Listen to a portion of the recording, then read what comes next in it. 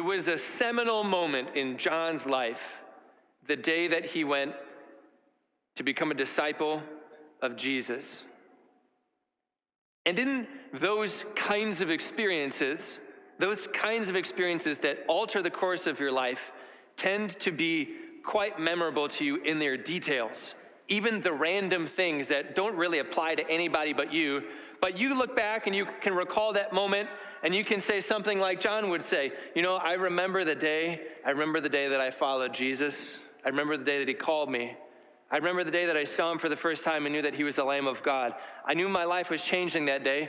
I remember my first steps that I took to follow him.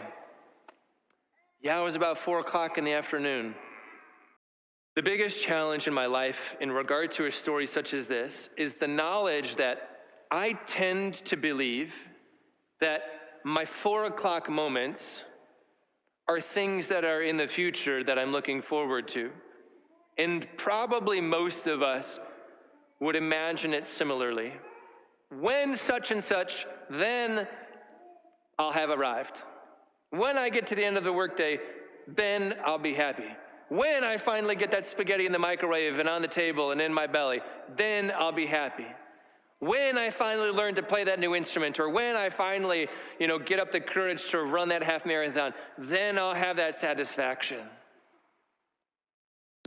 But here's the kicker. Does God intend for your 4 o'clock moments to simply be before you?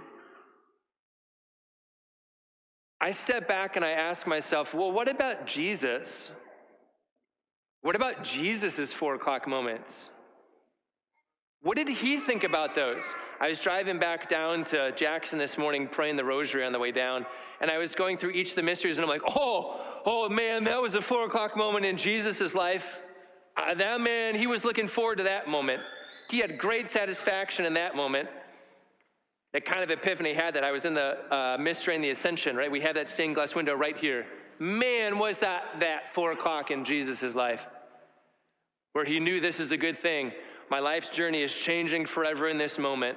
Finally, the satisfaction, all the things that I was made to do and accomplish on this, and it's all going back to Dad in heaven. But then I was like, well, my gosh, Jesus' 4 o'clock moment certainly were these large things, but I have to suspect this.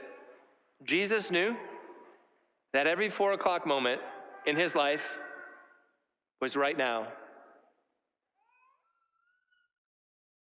And that is a big change in the way that we think about happiness and the way that we think about God's plan and think about our life's journey and our journey of faith. Do you ever think that your moments of satisfaction are in the present, not in the future?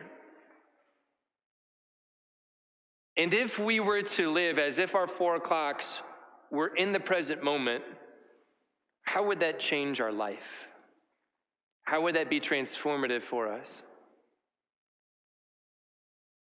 In my heart, I solemnly believe that God plans for my 4 o'clocks to be wherever I am. That the grace of his transformation wants to meet me in this moment, not simply in the anticipation of something to come, because it changes the way I live in my present moment.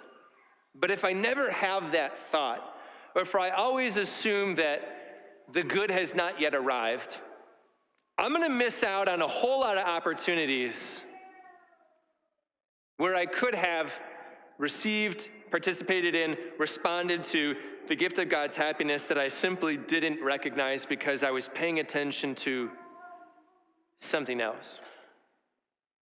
So that's your homework. You have homework this week. I'm not going to grade you. But in your heart, you'll know that this would be maybe something God is inviting you to, particularly because you just heard it today. So how about have this for your food this week? Can you take 2 or 3, 4, 5, 10 minutes out of your day, someday this week, sit with yourself and just say, what are my 4 o'clocks? What are my 4 o'clocks today or this week or this year? Where do I need to be satisfied in my body, in my mind, in my heart, and in my soul? And am I able to see those not only as future things, good things that are going to come into my life, but can I also recognize those in present moments in my here and now, so that I'm not waiting for my transformation, but I'm responding to it in the present.